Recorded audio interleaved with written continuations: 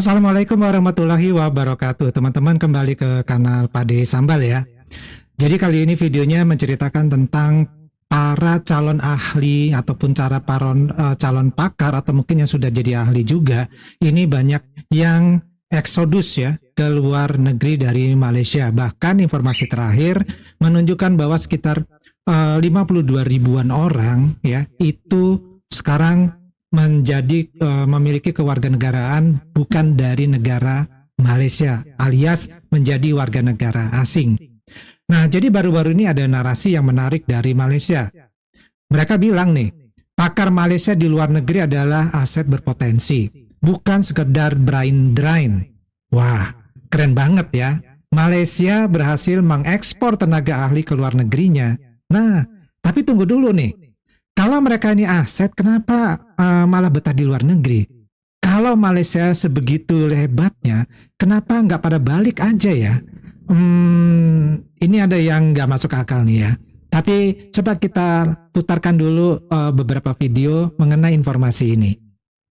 Golongan pakar Malaysia yang bekerja di luar negara sering dilihat sebagai kehilangan kepada negara. Namun pengarah program pengajian PPE Taylor's University Profesor Dr. Ong Kian Ming kata mereka sebenarnya adalah aset strategik yang boleh menjadi penghubung antara Malaysia dan syarikat global dan membuka peluang pelaburan serta pemindahan teknologi yang berharga.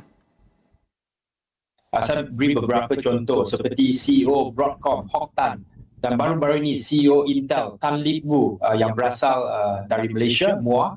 Mereka tentu boleh memainkan peranan sebagai konektor dan kemungkinan besar mereka juga boleh membawa lebih banyak lagi pelaburan di Malaysia dan untuk menarik lebih ramai orang yang mungkin berasal dari Malaysia yang bekerja untuk syarikat gergasi seperti ini dan juga rantaian bekalan yang dicantum kepada syarikat ini untuk balik ke Malaysia ataupun menyumbangkan kepakaran mereka kepada syarikat-syarikat yang akan melabur di Malaysia. Inisiatif seperti program My Heart oleh Talent Corp menyokong brain circulation atau pengedaran bakat, memastikan kepakaran rakyat Malaysia di luar negara dapat dimanfaatkan secara sistematik. Dengan sokongan syarikat multinasional dan agensi kerajaan, usaha ini boleh memperkukuh daya saing Malaysia di peringkat global. Nah, teman-teman, kalau diperhatikan dari informasi yang awal tadi, itu dikatakan bahwa orang Malaysia yang sukses di luar negeri, terutama di negara-negara maju, itu diakui oleh negara Malaysia. Tapi, buat mereka yang belum berhasil, belum sukses di negara-negara lain, itu nggak diakui, sepertinya seperti itu. Tapi ya lucu juga ya, kok ada juga ini agen pekerjaan di Australia yang justru mempromosikan supaya orang-orang Malaysia yang punya bakat, yang punya potensi pendidikan yang bagus itu diundang ke Malaysia. Ini oleh orang Malaysia sendiri. Seperti apa videonya? Yuk kita saksikan. Dulu masa saya medical student, saya tak tahu pun kita boleh praktis sebagai doktor di Australia. Macam mana? Mesti saya ceritakan. Hai, saya Nazla. So, hari ini saya nak cerita macam mana medical graduate boleh praktis sebagai doktor di Australia. Nah, tu kan. So, di My Medic Academy, kami ada satu kursus selama seminggu di mana kami akan mengajar dan membimbing peserta-peserta yang berminat untuk menjadi doktor di Australia untuk lulus exam, dan jikalau peserta tersebut lulus exam, mereka boleh menjadi doktor di Australia. Itu sahaja. Kalau berminat, sila DM kami. Sekian, terima kasih. Baru-baru ni. Nah, ini yang lucu lagi ya. Ternyata kalau tenaga-tenaga ahli di Malaysia, ini kerjanya juga lembur loh. Artinya sama dengan pekerja-pekerja kasar gitu. Kalau orang umumnya nih kerja ya 8 jam sehari, ini mereka kerja 12 jam sehari ya. Nah, ahli-ahli di Malaysia juga sama kayak gitu. Bahkan ya belum bisa pensiun nih. Kalau untuk yang normal ya, pensiun normalnya itu kan mungkin umur-umur sekitar 55 tahun ya, atau mungkin 60 tahun. Justru mereka disuruh pensiunnya itu 65 tahunan gitu. Mungkin kalau bisa lebih ya, 70 tahun itu belum pensiun. Ya kapan menikmati hari tuanya kalau seperti itu? Yuk, seperti apa informasinya? Saya ternampak dekat social media ada pakar yang cadang umur persaraan dilanjutkan sampai ke 65 tahun. Bayangkan umur bersara sekarang 58, 60, dia suruh lanjutkan lagi ke 65 tahun. Amboi, siapa yang pakar ni? Yang pakar ni umur Gempor berapa? pakarnya Alasan ini. yang pakar ni bagi, dia kata jangka hayat individu dekat Malaysia ni akan meningkat. Yang kedua, keadaan ekonomi yang mendesak membuatkan seorang tu patut bekerja lebih lama, pencen lebih lambat. Amboi, kalau ekonomi negara ni mendesak, sepatutnya fikirkan cara untuk membangunkan ekonomi, untuk improve the ekonomi, bukannya bagi orang rakyat-rakyat Malaysia ni kerja dengan lebih lama. Korang nak kerah kami ni berapa lama lagi kan?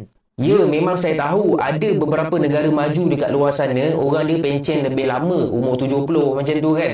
Tapi tak perlulah kita ikut semua benda, kita ambil benda yang sesuai dengan negara kita. Saya totally reject bersara lebih lama ni. Korang boleh bagi pendapat korang dekat bawah, boleh komen. Alright? Dan jangan lupa kalau suka info-info terkini, isu-isu semasa, tekan butang follow. Teman-teman, ya tadi itu ya jelas-jelas nih video terakhir tadi ya cerita kalau di Malaysia ini sudah mau dibikin nih peraturan baru bahwa para pakar ya, para ahli, jadi bukan hanya para pekerja kasar ya, itu boleh pensiunnya baru kalau dia sudah berumur 65 tahun. Ini artinya apa? Artinya mereka ini kekurangan para pakar ya. Jadi mereka ini krisis para pakar. Ini aslinya seperti itu.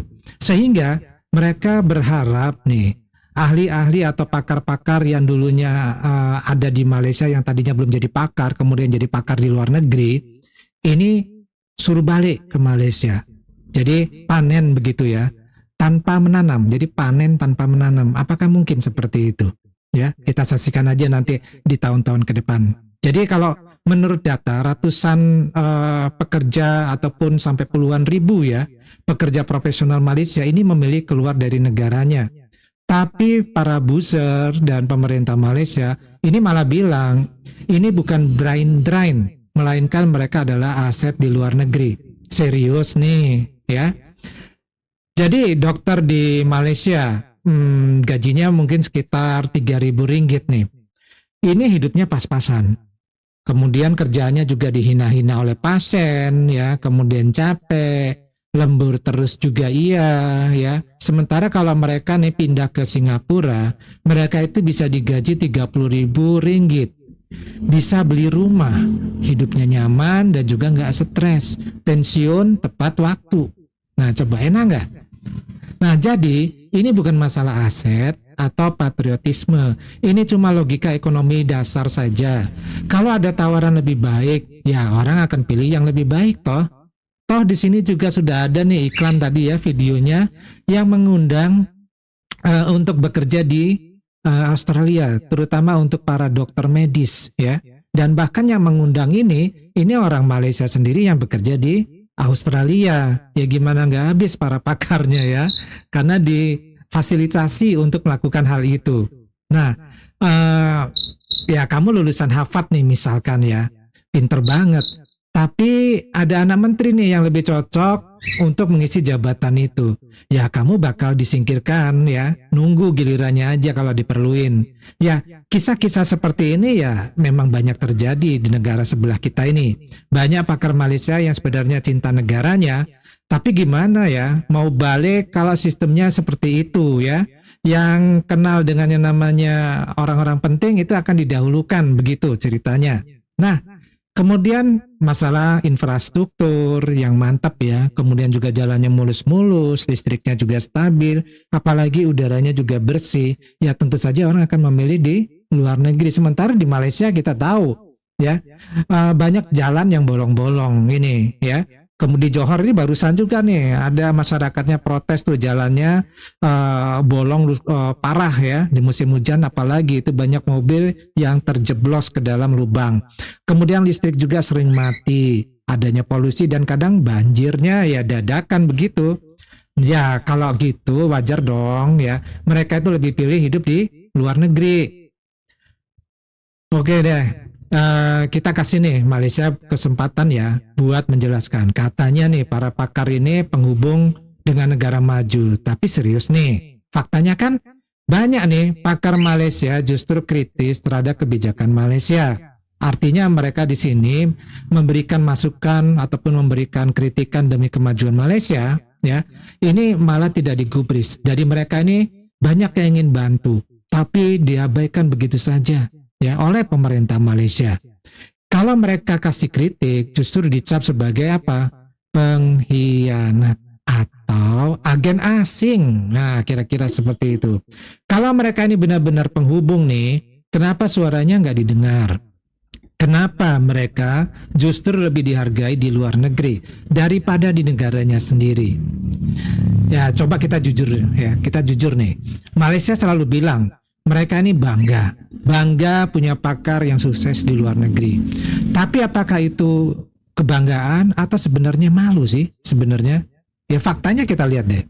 Pemerintah Malaysia itu nggak mau ngaku kalau banyak pakar mereka pergi karena kebijakan yang nggak bagus di negaranya sendiri. Mereka lebih suka ya menunggangi kesuksesan orang lain daripada memperbaiki sistemnya sendiri. Dan itu yang terjadi sampai sekarang ya. Sebagai apa? Unsur untuk promosi negaranya. Jadi ini aset atau sebenarnya mereka adalah aset yang dibuang ya. Dan baru diakui kalau mereka sudah sukses di luar negeri. Ya lucu aja gitu ya. Oke, sekarang kita simpulkan aja deh. Malaysia itu bangga mengekspor pakar, tapi nggak bisa kasih mereka alasan buat balik lagi ke negara Malaysia. Kalau ada yang kasih kritikan nih, langsung dicap sebagai pengkhianat. Dan mereka lebih dihargai di luar negeri daripada di Malaysia sendiri. Ini apa ya? Kayak orang tua bangga anaknya sukses. Tapi dulu pas waktu kecil nih, nggak pernah dikasih makan yang cukup. Jadi nggak mau menanam, nggak mau merawat, memupuk, mengairi, mencangkuli, ya tiba-tiba pengen panen. Ketika padinya itu berbuah dengan sangat bagus, tapi berbuahnya di luar negeri begitu, ya kan lucu seperti itu.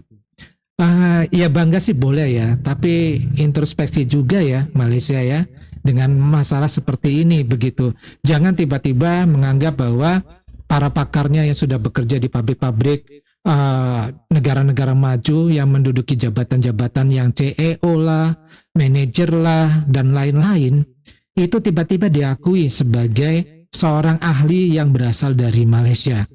Dari mana ceritanya seperti itu?